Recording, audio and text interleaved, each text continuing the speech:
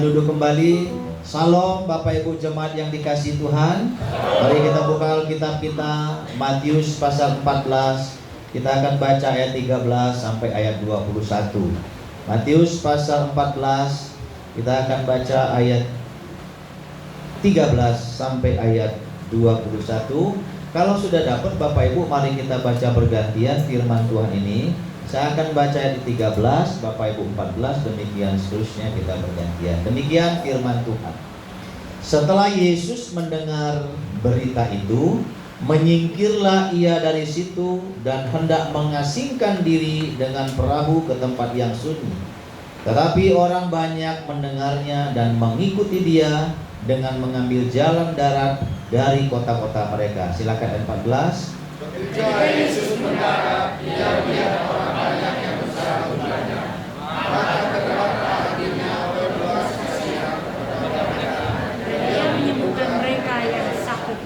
Menjelang malam, murid-muridnya datang kepadanya dan berkata, tempat ini sunyi dan hari sudah mulai malam. Suruhlah orang banyak itu pergi, supaya mereka dapat membeli makanan di desa-desa. Tapi Yesus berkata kepada mereka, tidak perlu mereka pergi, kamu harus memberi mereka makan. Jawab mereka, yang ada pada kami di sini hanya 5 roti dan 2 ikan. Yesus berkata, bawalah kemari kepadaku. Lalu disuruhnya orang banyak itu duduk di rumput. Dan setelah diambilnya 5 roti dan 2 ikan itu, Yesus menengadah ke langit dan mengucap berkat. Lalu memecah-mecahkan roti itu dan memberikannya kepada murid-muridnya. Lalu murid-muridnya membagi-bagikannya kepada orang banyak. Silakan ayat berikutnya. Dan Mereka semuanya makan sampai kenyang. Kemudian orang mengumpulkan potongan-potongan roti yang sisa 12 paru penuh. Yang ikut makan kira-kira 5.000 laki-laki, tidak termasuk perempuan dan anak-anak. Bapak Ibu saudara-saudara yang terkasih dalam Tuhan Yesus Kristus, hari ini kita akan bicara satu tema keterbatasan di tengah-tengah mujizat Tuhan. Saudara-saudara, Bapak Ibu yang terkasih dalam Tuhan Yesus Kristus, saya mau tanya, Bapak Ibu tahu ini apa? Ini pensil ya. Bapak Ibu, kalau saya kasih pensil ini kepada Bapak, ya, Bapak gambar sesuatu misalnya ya. Ini saya kasih pensil kepada Bapak, lalu Bapak gambar sesuatu. Kira-kira gambar yang Bapak buat ini, Bapak Ibu setuju nggak itu bagus? Setuju. Hah? Boleh. Kita suruh gambar ya Pak ya. Saya kasih, Bapak namanya siapa Pak? Pak siapa Pak? Pak Erwin. Pak Erwin bisa gambar nggak? Nggak bisa. Kenapa tadi Bapak bilang setuju tadi yang tadi? Ya. Coba ya, saya kasih kertas kosong Pak Erwin ya. Saya kasih kertas kosong, Bapak gambar sesuatu dari sini Pak. Bapak mau gambar apa di sini? Silakan. Bapak gambar apa aja terserah Bapak. Tadi yang bilang setuju tadi siapa? Angkat tangan. Nah, Bapak ya, coba Bapak gambarlah. Gambar apa Bapak di situ kira-kira? Ya. Kita lihat ya, Pak Erwin ya Pak ya. Pak Erwin gambar apa ya? Asal Bapak jangan gambar ibu yang di sebelahnya aja.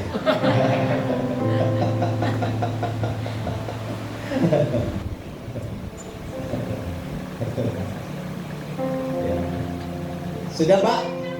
Atau Bapak perlu waktu 3 jam sampai sore? Cukup ya? Nah, Bapak Ibu, Pak Erwin tadi bilang dia nggak bisa gambar, tetapi ternyata bagus juga gambar ini ya. Ini gambar apa Bapak Ibu? Ikan ya. Bapak Ibu mau nggak beli apa yang ditulis, apa yang dilukis oleh Pak Erwin ini kira-kira 1 juta saja hari ini? 1 juta saja. Ibu mau 1 juta nih Bu? Hah? Hah? Saudara, ini gambar ikan. Ya. Pak Erwin gambar ikan, walaupun dia tidak bisa gambar, tapi dia gambar ikan. Ya. Saudara, saya mau katakan begini Bapak Ibu. Coba kalau saya kasih pensil ini kepada seorang yang bernama Leonardo da Vinci. Bapak Ibu tahu siapa Leonardo da Vinci? pelukis terkenal, dia pelukis gambar yang namanya Mona Lisa. Ya, saudara-saudara, kalau Leonardo da Vinci menggambar ikan ini, saya yakin Bapak Ibu beli 100 juta pun mau. Karena yang melukisnya adalah Leonardo da Vinci. Tapi karena yang melukis ikan ini adalah Pak Erwin, bukan Leonardo da Vinci, 1 juta pun ibu nggak mau. Ya, saudara, kenapa bisa begitu, Bapak Ibu Saudara? Kenapa? Bukan karena pensil ini berubah menjadi emas sehingga lukisan itu bagus, bukan. Tetapi lukisan itu bagus karena siapa? Karena orangnya yang bernama Leonardo da Vinci, seorang pelukis terkenal. Ya, saudara-saudara, oleh karena itu, saudara-saudara, di tangan Leonardo da Vinci, pensil yang murah ini menjadi pensil yang berharga. Pensil yang begitu luar biasa karena dia bisa melukis sesuatu yang luar biasa. Saudara-saudara, Bapak Ibu yang terkasih di dalam Tuhan Yesus Kristus, ya, sering sekali, saudara-saudara, kita merasa hidup kita ini terbatas. Seringkali kita merasa hidup kita ini mengalami kekurangan. Seringkali kita merasa kecil hati ketika kita menghadapi persoalan. Saudara, namun hari ini kita akan bicara tentang satu tema, keterbatasan yang kecil. Kalau kita serahkan di tangan maestronya itu, yaitu Yesus, saudara-saudara, maka keterbatasan itu tidak akan ada artinya. Amin. Saudara-saudara, mari kita lihat, ya. Ketika para murid-murid ini, mereka yang terbatas ini berkata kepada Yesus, ya, yang ada pada kami hanya 5 roti dan 2 ikan. Saudara, ketika murid berkata yang ada pada kami 5 roti dan 2 ikan, Yesus nggak berkata, kok sedikit sekali yang kalian bawa. Ada nggak kalian baca di situ? Murid-murid berkata yang ada pada kami 5 roti dan 2 ikan. Tetapi Yesus tidak mencemooh kekurangan itu. Yesus hanya berkata apa? Bawalah kepadaku. Saudara, semua keterbatasanmu, semua kekuranganmu, kalau kau bawa kepada Tuhan, maka itu tidak akan berarti apa-apa. Amin. Tuhan akan mengangkat yang terbatas itu menjadi tidak terbatas. Amin. Saudara, hari ini kita bicara tentang satu tema, saudara-saudara, ya. Ketika Yesus, saudara-saudara, berada dalam satu tempat, saudara-saudara, ya, Yesus mengalami banyak hal yang luar biasa. Secara khusus, kita melihat bagaimana Yesus memberi makan 5.000 orang laki-laki, tidak termasuk perempuan dan anak-anak. Saudara, kisah ini, saudara-saudara, bukan hanya sekedar cerita tentang kebutuhan jasmani. Nah, kita kalau sekolah minggu sering dengar cerita ini, ya. Ya. Yang pernah sekolah minggu, ya. Kalau yang nggak pernah sekolah minggu, ya nggak pernah, ya. Kita sering sekali mendengar 5 roti dan 2 ikan. Saudara-saudara, cerita ini bukan hanya sekedar bagaimana kebutuhan jasmani, pemenuhan kebutuhan jasmani. Tetapi cerita ini mengandung arti bagaimana Allah bekerja melalui setiap keterbatasan-keterbatasan kita. Allah bekerja di tengah-tengah segala kekurangan kita. Dan seringkali kita bereaksi, kita panik ketika kita mengalami kekurangan. Seringkali kita bereaksi, kita panik ketika kita mengalami keterbatasan. Lalu kita mulai menghindari diri kita, lepas tanggung jawab ketika kita menghadapi persoalan-persoalan itu.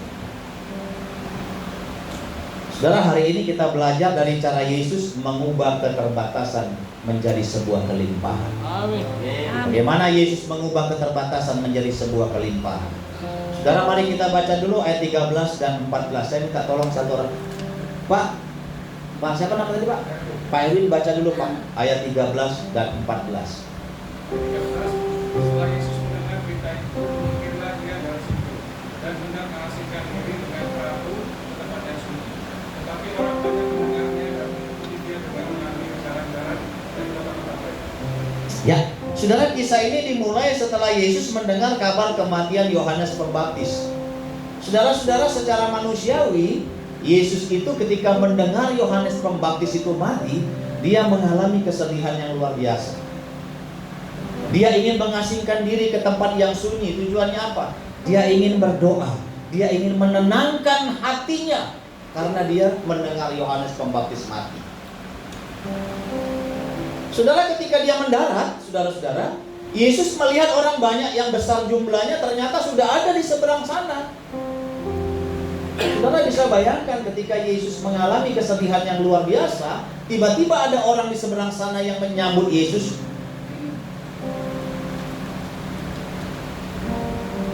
Saudara, hati sedang sedih, tapi orang banyak menunggu Yesus untuk bekerja bagi mereka. Saudara, apa respon Yesus? Saudara, ayat 14 berkata, tergeraklah hatinya oleh belas kasihan kepada mereka. Saudara, ketika Yesus tergerak oleh belas kasihan, maka Yesus menyembuhkan orang banyak yang sakit di antara mereka.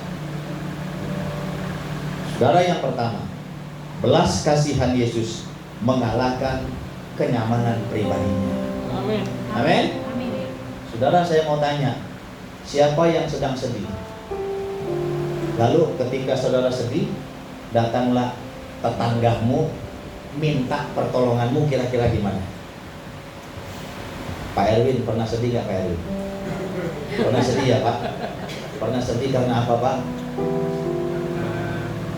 Bukan dimarah istri ya, Pak? Lalu kalau Pak Erwin sedang sedih, tiba-tiba ada di antara jemaat kita yang datang kepada Bapak, Pak, saya perlu ini, Pak, tolonglah Bapak. Gimana, Pak? Bapak apa sedih? Ya, itu jawaban dari hati ya, tambah sedih. Saudara-saudara, bagaimana Yesus ketika dia sedang sedih, Yohanes Pembaptis itu mati, tiba-tiba ada orang yang memerlukan pertolongan Yesus. Saudara-saudara, belas kasihan Yesus mengalahkan kenyamanan pribadinya, saudara-saudara. Seringkali kita enggan melayani dan menolong orang lain karena kita sedang lelah. Kita sedang stres atau kita memiliki masalah pribadi. Saudara-saudara, kadang-kadang kita bertanya kepada diri kita sendiri, saya sendiri perlu ditolong, bagaimana saya bisa menolong orang lain? Saya sendiri sedang stres, bagaimana saya bisa menghibur orang lain? Saya sendiri sedang kekurangan, bagaimana saya akan membantu orang lain? Saudara, saya mau katakan begini, Yesus ketika dia menyembuhkan banyak orang, belas kasihan yang mengalahkan kenyamanan pribadi.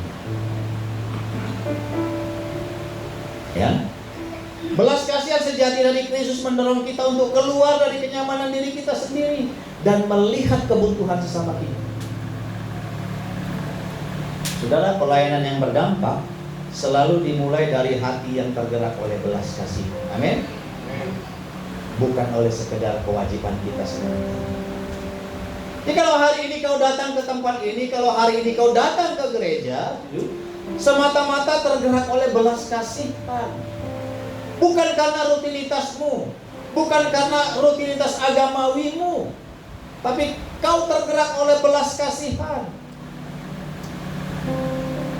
Dan kalau hari ini kau memberi kepada Tuhan bukan karena semata-mata rutinitas agamawimu, tetapi karena kau sayang kepada Tuhan. Amin. Amin. Saudara-saudara, tadi pagi saya sudah cerita pada ibadah yang pertama. Saya sebagai pembimbing Kristen di Banten ini sudah 24 tahun, Bapak Ibu. Lalu tanggal 8 April kemarin saya dimutasi ke Jawa Barat, saudara-saudara. Banten itu 8 kabupaten kota. Jawa Barat itu ada 27 kabupaten kota. Saudara, berapa kali lipat itu? Ya. Saudara, ketika saya dimutasi ke Jawa Barat, saudara-saudara, saya stres. Ya. Saya berpikir, Tuhan, kenapa saya dipindah? Saya di Banten sudah nyaman. Saya di Banten sudah punya rumah. Saya di Banten sudah punya usaha. Saya di Banten sudah mengenal banyak orang, sudah mengenal banyak gereja. Tetapi Tuhan pindahkan saya pada tanggal 8 April di Jawa Barat. Dan saya tidak pernah tahu saya dipindahkan di Jawa Barat, saudara-saudara. Saudara, saya stres berat, saudara-saudara. Saudara, dalam 1-2 minggu sampai 1 bulan saya merenung, saudara-saudara. Ternyata Tuhan tidak ingin saya tinggal dalam zona nyaman saya. Tuhan tidak ingin saya tinggal dalam zona nyaman saya karena keinginan saya sendiri. Tapi Tuhan ingin saya keluar dari zona nyaman saya supaya saya menjadi berkat di tempat yang lain. Saudara-saudara, Bapak Ibu yang terkasih dalam Tuhan Yesus Kristus, kalau saya hanya tinggal dalam zona nyaman saya hanya berdampak untuk diri saya sendiri. Saya nggak bisa berdampak bagi orang lain di Jawa Barat yang memerlukan pekerjaan saya. Saudara, kalau Tuhan sudah siapkan kita, maka Tuhan akan menyiapkan kita di tempat yang baru. Amin. Dengan begitu luar biasa. Saudara, segala keterbatasan kita bukan menjadi penghalang bagi kita untuk berdampak di tempat lain.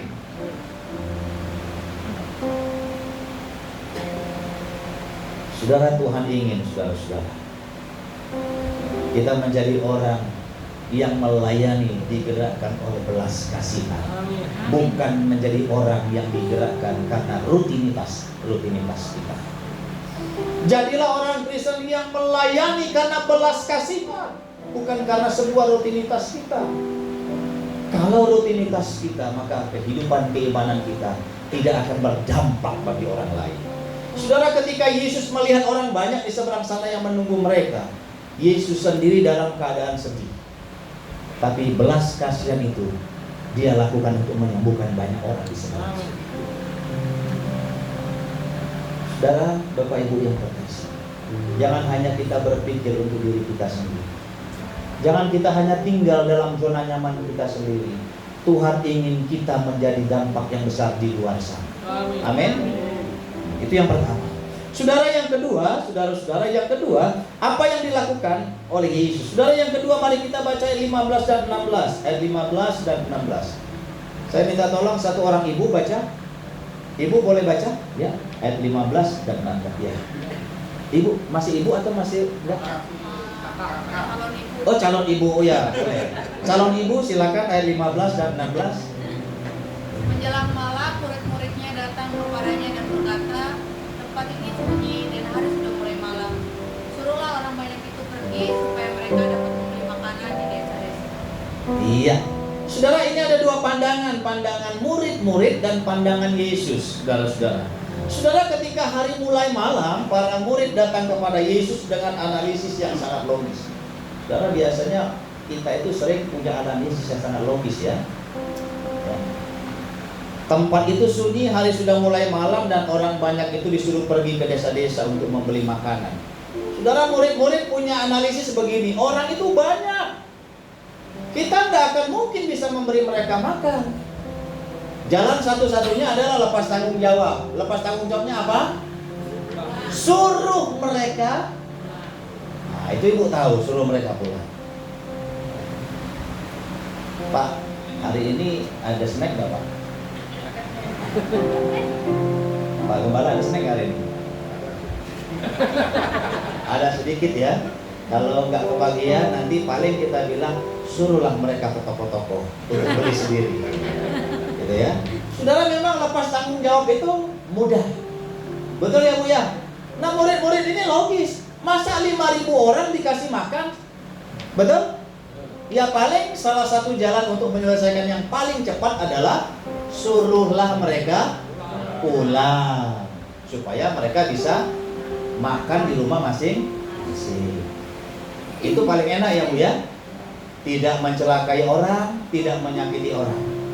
Itu analisis yang sangat logis ya. Tetapi saudara-saudara, dalam ayat yang 16, apa yang Yesus katakan? Tidak perlu kamu harus memberi mereka makan. Saudara, kadang-kadang murid-murid ini hanya maunya enak saja ya, analisisnya logis.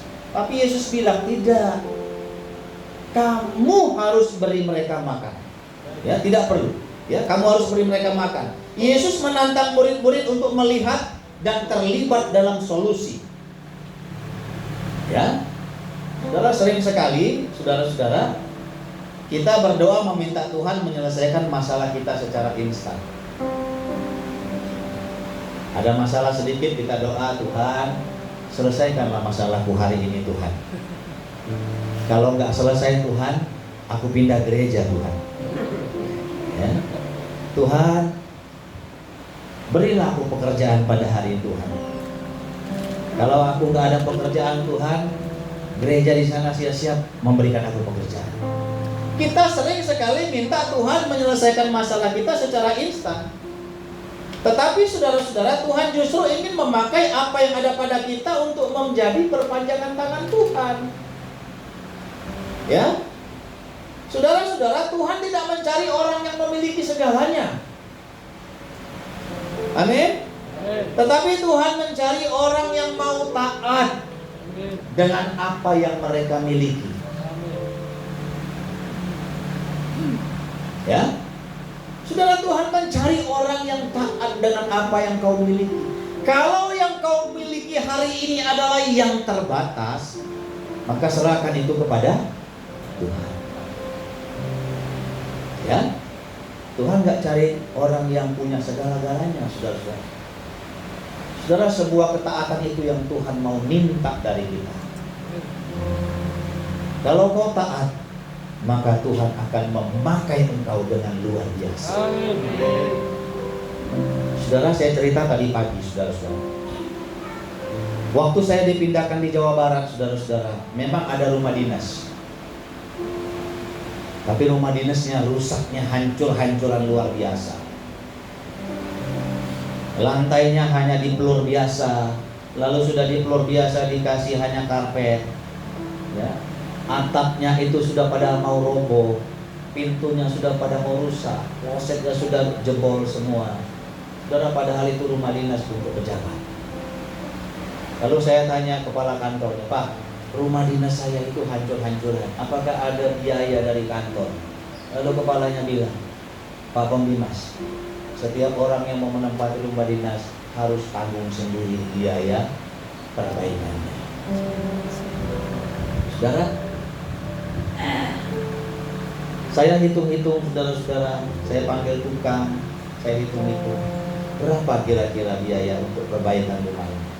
Saudara, tukang hitung 150 sampai 200 juta. Saudara, saya dipindahkan di sana dengan kondisi seperti itu. Padahal rumah saya di Serang bagus, Pak Gembala. Rumah saya di Serang nyaman. Rumah saya di Serang Tuhan berkati dengan luar biasa. Tapi Tuhan tempatkan saya di sana. Saudara, cari rumah di Bandung itu susah. Kontrak rumah mahal sekali. Apalagi ngekos, gak kuat kita setiap bulan harus bayar. Saudara, ini perjuangan saya yang luar biasa, saudara-saudara. Ya. Ketika saya memakai pandangan saya sebagai manusia secara logika, saudara, saya tidak punya jalan keluar. Karena yang saya pakai adalah logika saya. Logika saya ini tidak bisa mencapai apa yang Tuhan mau berikan kepada saya. Saudara, saya stres 1 bulan 2 bulan di Bandung. Saya pulang balik Bandung Serang setiap minggu. Saya kos-kosan. Saudara, satu ketika ada seorang pendeta yang telepon saya, Pak Pembimas, Bapak sudah tinggal di Bandung kah? Saya bilang saya sudah di Bandung, Pak, tapi saya pulang balik Tangerang Bandung, Serang Bandung. Seminggu sekali saya pulang. Loh, kenapa Bapak nggak tinggal di Bandung? Pak, rumahnya dalam keadaan rusak. Saudara, hanya saya bilang begitu.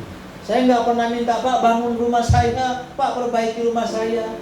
Saya hanya bilang, Pak Pendeta, rumahnya dalam keadaan rusak dan belum layak ditempati.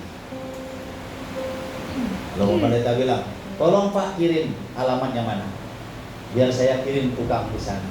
Saudara, ketika saya kirim alamatnya ke sana, tukangnya memang ke sana, tukangnya memang betul-betul datang. Lalu dia bilang, Pak, nanti 1,5 bulan kita perbaiki rumah ini. Saudara, 1,5 bulan rumah itu diperbaiki. Saudara-saudara, rumah itu dalam kondisi yang begitu luar biasa bagus.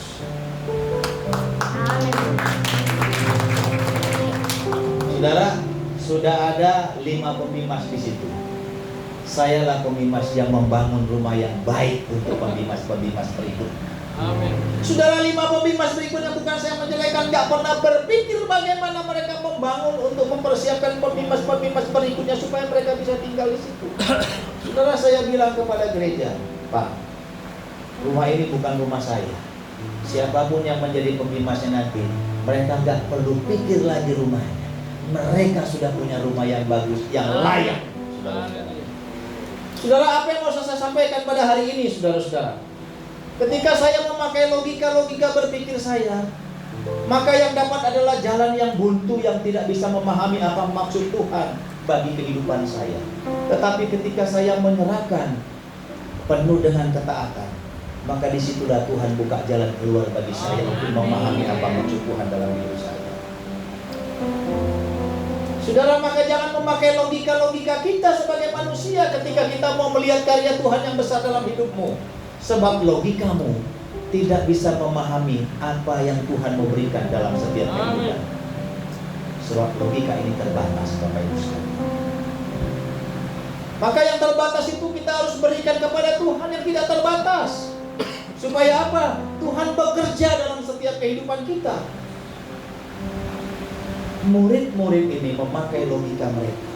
Tidak mungkin Tuhan kita memberi 5.000 orang ini, suruh mereka pergi, suruh mereka pulang. Saudara, Tuhan tidak ingin kita lepas tanggung jawab dari setiap kehidupan kita. Kalau kau hari ini ada persoalan, kalau kau hari ini ada pergumulan, jangan pernah lari dari Tuhan. Amin. Jangan pernah lepas tanggung jawab dari yang Tuhan berikan dalam setiap kehidupanmu. Karena apa? Tuhan mau berkata, kita harus bekerja, melakukan segala sesuatu, memberi mereka makan supaya apa? Tuhan melihat pekerjaan-pekerjaan kita. Amin. Saudara-saudara, mari kita yang terbatas ini serahkan kepada Tuhan. Saudara, itu yang kedua. Saudara, yang ketiga, saudara, ini masih banyak ya, ada 360. Kita cepat aja ya Pak Erwin ya. Yang ketiga, ayat 17 dan ayat 19. Boleh dibaca Ibu Erwin sebelahnya, pasti Ibu Erwin ini kan? Silakan Bu, nggak mungkin Ibu Budi ya. Silakan Bu, ayat 17 dan 19.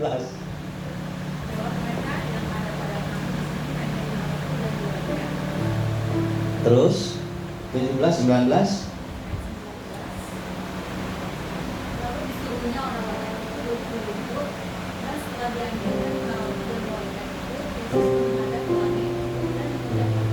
Iya.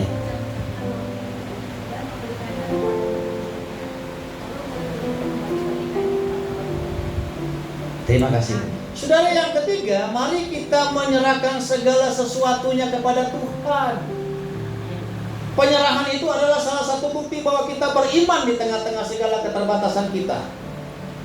Saudara, para murid itu menjawab dengan apa yang mereka temukan. Yang ada pada kami di sini hanya 5 roti dan 2 ikan. Ya. Saudara, bagi 5.000 orang lebih jumlah ini tidak berarti, gak ada artinya. Namun Yesus berkata, bawalah kemari kepadaku. Saudara, inilah kunci dari setiap mujizat yang membawa keterbatasan kita ke dalam tangan kuasa Tuhan. Saudara, mari bawa segala sesuatu ke dalam tangan kuasa Tuhan. Kalau kau mau melihat mujizat Tuhan itu terjadi, bawa. Saudara, ketika Yesus menerima roti dan ikan itu, Yesus menghadap ke langit lalu mengucap syukur dan memecah-mecahkan roti itu, dan murid-murid membagikan roti-roti itu. Saudara, mujizat itu tidak akan terjadi kalau roti dan ikan itu disimpan, betul? Saudara, coba kalau mereka hanya simpan 5 roti dan 2 ikan itu, ada nggak mujizat itu terjadi? Tidak. Justru karena 5 roti dan 2 ikan itu diserahkan ke dalam tangan kuasa Tuhan, yang terbatas itu diserahkan ke dalam tangan kuasa Tuhan. Saudara, saya mau tanya, apa keterbatasanmu? Tuhan, hari ini aku punya uang segini.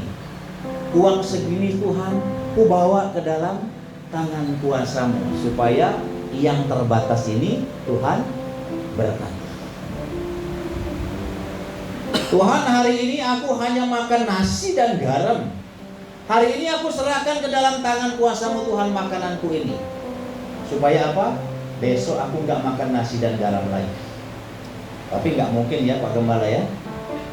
Lihat wajah-wajahnya ini kayaknya nggak pernah makan nasi dan garam. Minimal sak-sak. Ya. Ya. Kalau nggak panggang ya Pak ya. Apalagi di Cilegon ada BPK ya. Ya. Tapi pernahkah kita menyerahkan segala keterbatasan kita ke dalam tangan kuasa Tuhan? Supaya apa yang terbatas itu Tuhan berkati, Tuhan limpahkan berkat yang begitu luar biasa. Jangan simpan sendiri. Jangan kita simpan sendiri. Saudara, mujizat itu nggak akan terjadi kalau kita menyimpan yang terbatas itu untuk diri kita sendiri.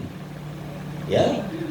Tapi serahkan kepada Tuhan Yesus supaya diucapkan syukur dan diberkati. Mengucap syukur di tengah segala kekurangan adalah tindakan iman yang mengundang kuasa Allah untuk bekerja.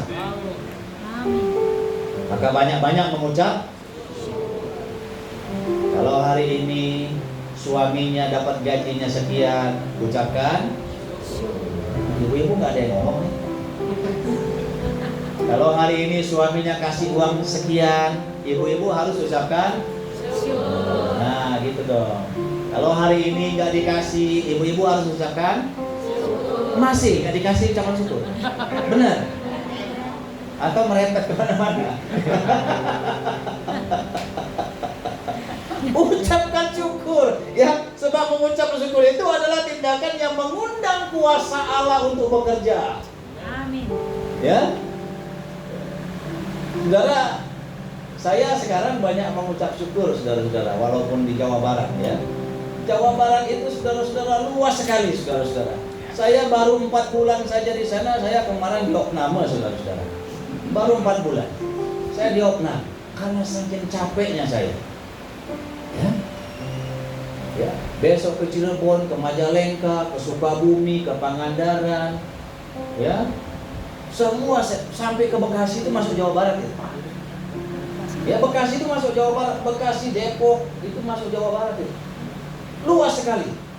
Sudah saking capeknya saya banyak kunjungi gereja-gereja yang banyak permasalahan dengan masyarakat setempat. Tapi bagi saya apa yang Tuhan percayakan kepada saya harus ucapkan syukur. Sebab dengan mengucap syukur saya mengundang kuasa Allah menguatkan saya untuk bekerja. Maka saudara-saudara juga harus banyak mengucap syukur. Ya, mengucap syukur kepada Tuhan. Ya. Kalau hari ini saudara diberikan kesehatan, saudara harus ucapkan syukur. Kalau hari ini saudara bisa datang ke tempat ini, saudara harus mengucap syukur. Karena dengan begitu, saudara sedang mengundang kuasa Allah untuk bekerja dalam hidup saudara. Saudara-saudara, Bapak Ibu yang terkasih dalam Tuhan Yesus Kristus ya. Tuhan tidak mencari orang yang memiliki segalanya, tapi Tuhan mencari orang yang mau taat dengan apa yang mereka miliki. Mari taatlah kita dengan segala apa yang kita miliki. Kalau hari ini kau miliki seperti apa yang sekarang, kau harus taat kepada Tuhan karena semuanya itu karena anugerah dan kemurahan Tuhan. Ya. Saudara-saudara, Bapak Ibu yang terkasih ya.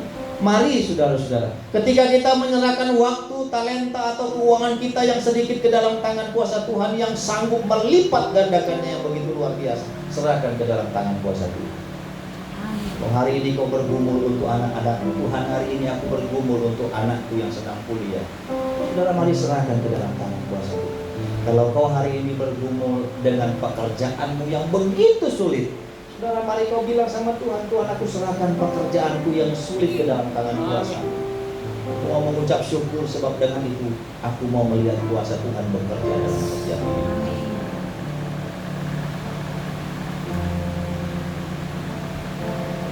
Saudara-saudara, Bapak Ibu yang terkasih dalam Tuhan Yesus Kristus, mengucap syukur akan bisa membuat kita melihat bagaimana Tuhan bekerja dalam setiap kehidupan kita. Saya selalu bilang sama istri saya, kami waktu tahun 2024 saya diajak Pak Wiryo pergi ke Yerusalem. tahun 2024. Ya, saya dengan istri saya. Saudara, ketika kami berangkat ke Yerusalem, pulang dari Yerusalem, ada satu perubahan yang luar biasa dalam diri saya. Ya. Di sana kami didoakan, kami begitu luar biasa melihat Tuhan bekerja. Ya. Sampai di sana, saudara-saudara, ya, istri saya ya, bilang begini, Pak, kok di Yerusalem saya nggak dapat bahasa roh, kok Papa dapat?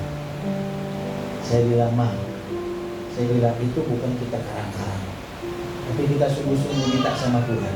Mungkin waktu itu kau nggak sungguh-sungguh, saya bilang, sehingga pulang kau tidak dapat bahasa roh. Ya, saudara-saudara, istri saya nggak dapat bahasa roh, tapi saya dapat bahasa roh. Saya pendeta gereja Metodis yang tadinya saya itu nggak pernah percaya bahasa roh itu bisa saya pakai. Tapi saya sendiri mengalami itu, saudara-saudara. Saya sendiri mengalami itu dan saya sendiri mengalami perubahan yang luar biasa di dalam Tuhan. Saudara, tahun 2024 pulang dari Yerusalem, saudara-saudara, kehidupan saya diubahkan oleh Tuhan.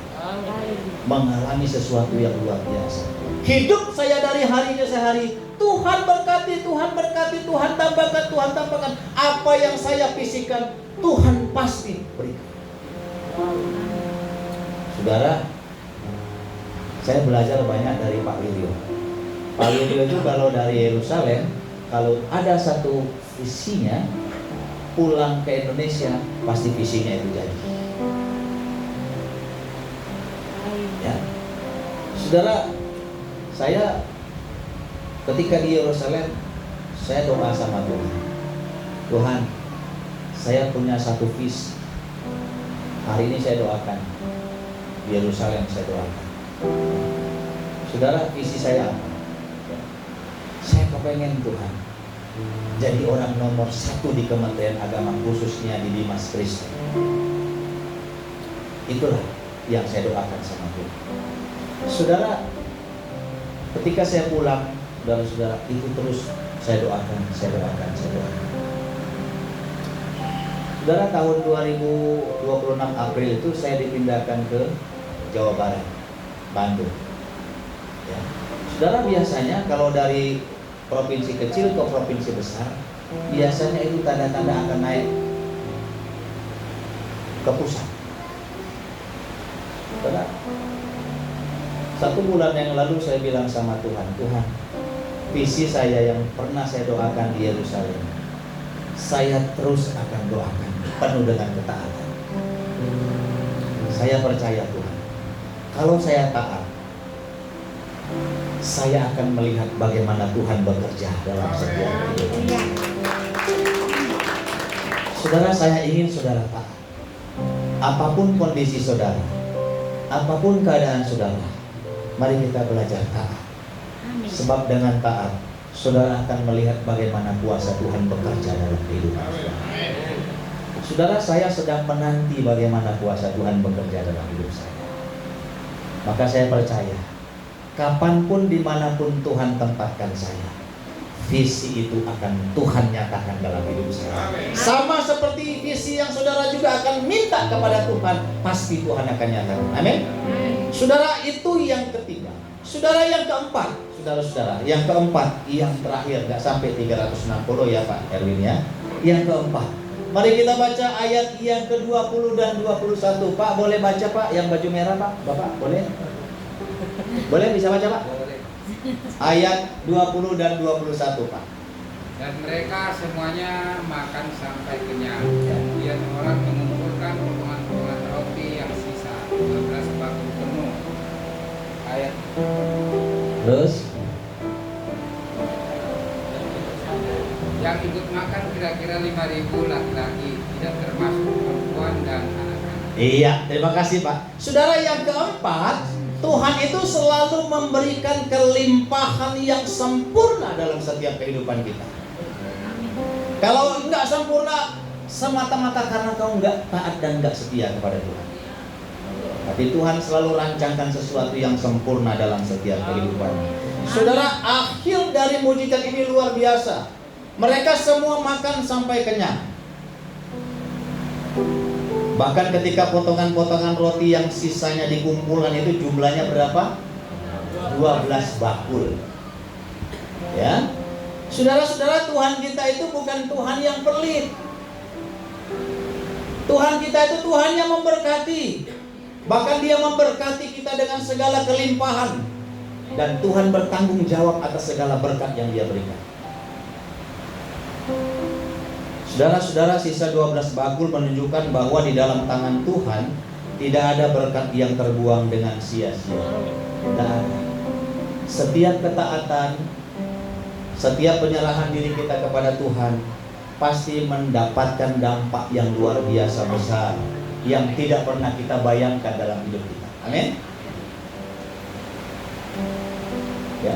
Bapak Ibu, saudara-saudara yang terkasih dalam Tuhan Yesus Kristus, saya mau tanya, apa yang menjadi 5 roti dan 2 ikan dalam setiap kehidupan kita yang saat ini kita alami?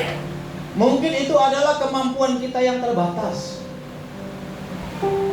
Mungkin itu adalah ekonomi kita yang terbatas. Mungkin itu pekerjaan kita yang sepertinya berjalan di tempat. Mungkin usaha kita yang sepertinya nggak berjalan dengan baik. Saudara-saudara, tantangan kita ke depan mungkin seperti 5.000 orang yang banyak itu menantikan berkat Tuhan. Saudara, hari ini kita belajar bagaimana memiliki hati yang penuh belas kasihan terhadap sesama kita. Bahkan saat diri kita sendiri sedang lelah. Pernahkah kita memiliki belas kasihan terhadap sesama kita? Saya pernah lihat orang Kristen yang sedang mengalami pergumulan dalam kesulitan. Lalu dia datang kepada sesamanya. Dia bilang, "Pak, saya sedang bergumul begini, Pak. Bagaimana solusinya, Pak?" Lalu Bapak itu bilang, "Pak, mohon maaf, Pak. Saya juga sedang bergumul. Saya nggak bisa cari solusinya." Saudara, pernahkah kita menghadapi seperti itu? Saudara, Bapak Ibu yang terkasih dalam Tuhan Yesus Kristus, ketika Yesus melihat orang banyak yang hadir di depan Yesus dalam kondisi hatinya yang penuh dengan kesedihan, Dia tidak melihat kesedihannya itu adalah sebuah keterbatasan untuk menolong orang yang memerlukan kasih. Saudara, memang kita terbatas. Kalau kita yang terbatas ini mau melihat sesama kita yang terbatas juga, saya yakin mujizat Tuhan itu akan terjadi di tengah-tengah segala keterbatasan kita. Amin. Pernahkah kita melihat sesama kita yang membutuhkan kasih dan pertolongan kita, lalu kita berkata, "Mohon maaf ya, saya juga perlu bantuan." Saudara-saudara, apa yang mau kita pelajari berikutnya? Jangan kita menyuruh masalah orang lain untuk pergi dari kita hanya karena kita merasa tidak mampu untuk berbuat sesuatu. Sama seperti murid-murid Yesus tadi, suruhlah mereka pergi. Ini adalah salah satu cara untuk lepas tanggung jawab untuk melakukan banyak hal. Suruhlah mereka pergi. Ya, hanya karena merasa mereka tidak mampu. Padahal di situ ada Yesus yang mampu mengubahkan yang terbatas menjadi tidak terbatas. Mereka mengukur Yesus itu dengan segala logika berpikir mereka. Suruh mereka pergi ke desa-desa. Saudara, mereka hanya melepaskan tanggung jawab. Saudara, kita sering sekali melepaskan tanggung jawab kita sebagai orang percaya. Ya, kadang-kadang kalau ada orang di luar sana membutuhkan kasih kita sebagai gereja, kalau kita bilang sama pendeta, "Pak, suruh saja mereka cari di tempat lain." Padahal Tuhan sedang menyiapkan sesuatu yang besar untuk gereja kita bekerja, memberikan dampak yang luar biasa bagi mereka. Saudara, yang berikutnya, mari kita serahkan apa yang ada pada kita dengan ucapan syukur, lalu melangkah dalam ketaatan untuk membagikannya. Saudara, memberi itu bukan saudara harus menjadi orang kaya. Pak Pendeta, tunggu saya kaya dulu ya, baru saya memberi. Saudara-saudara, Tuhan tidak mencari orang yang punya segalanya, tapi Tuhan mencari orang yang mau taat.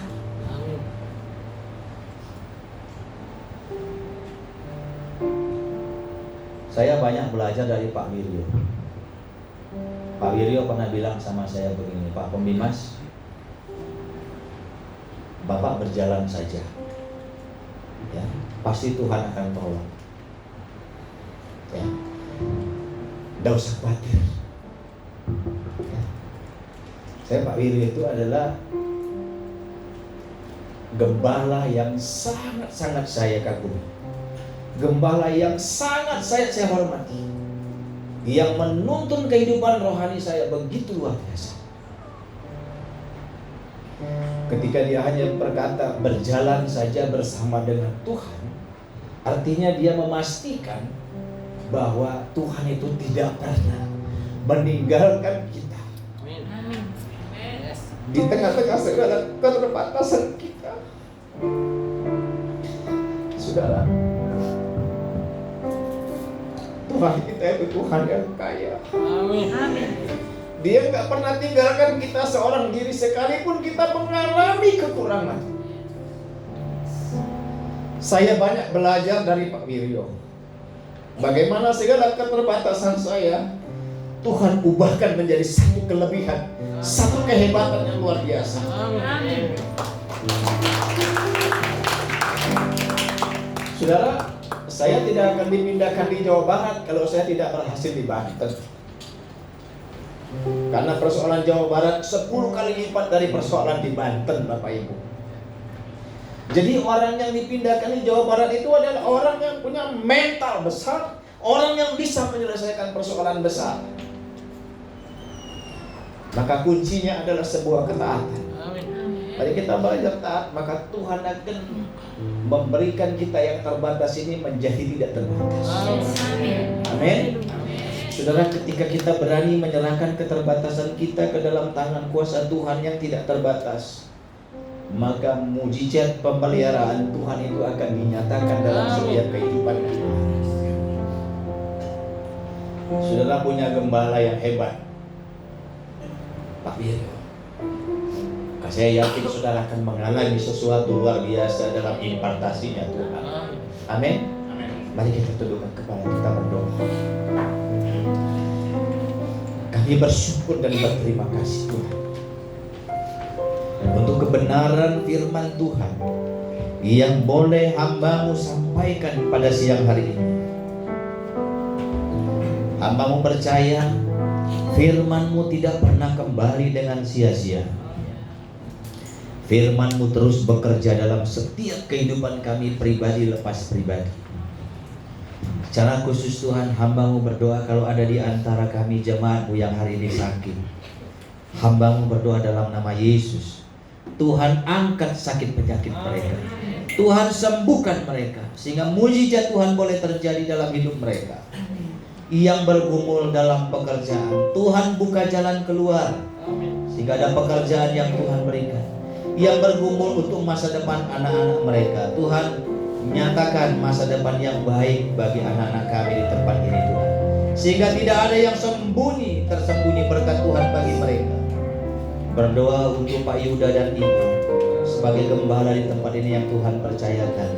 Pakai Pak Yuda dan Ibu serta keluarga mereka menjadi alat yang begitu luar biasa bagi pertumbuhan iman jemaat di tempat ini Tuhan. Apa yang menjadi visi dan misinya Tuhan pakai, Tuhan urapi, sehingga lewat itu semua nama Tuhan dipermuliakan. Hamba-Mu selesai menyampaikan kebenaran firman Tuhan. Hamba-Mu percaya firman Tuhan tidak pernah kembali dengan sia-sia. Firman Tuhan terus akan bekerja, mengurapi, mengingatkan kami supaya kami terus berada di jalannya Tuhan. Makasih Bapa, dalam nama Yesus kami berdoa dan mengucap syukur. Mari jemaat sama-sama kita berkata amin. Salam bagi kita sekalian, Tuhan berkati kita.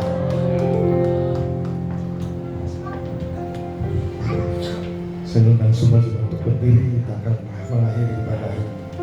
Aku punya Tuhan yang besar,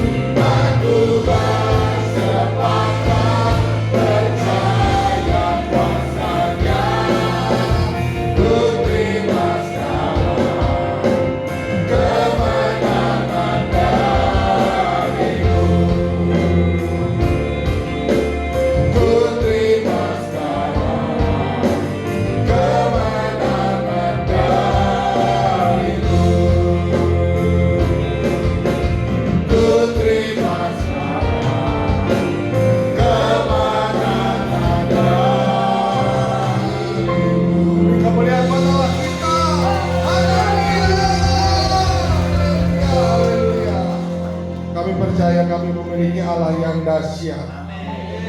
Apa yang terbatas Tuhan, ada yang ada pada kami mau serahkan ke dalam tangan-Mu yang tidak terbatas Bapa.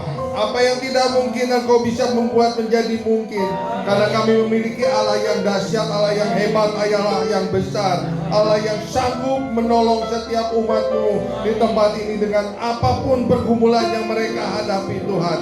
Kami serahkan semuanya hanya ke dalam tangan-Mu Bapa.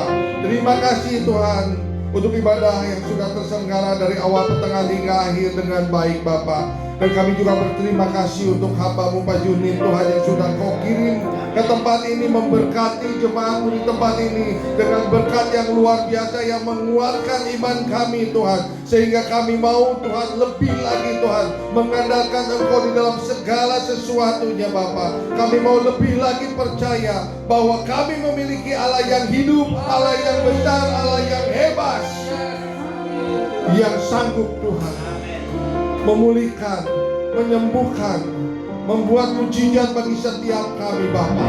Terima kasih Tuhan Yesus Kristus. Ini kami jemaat-Mu Tuhan. Urapi kami Tuhan. Kalau sebentar kami akan pulang, Tuhan juga pimpin kami, lindungi kami di perjalanan tanpa kekurangan suatu apapun juga. Berkati semua rumah tangga keluarga kami. Berkati Tuhan istri, anak-anak kami semuanya Bapa. Terima kasih Tuhan Yesus Kristus. Kau juga memberkati hamba-Mu Tuhan, istri dan anaknya Tuhan.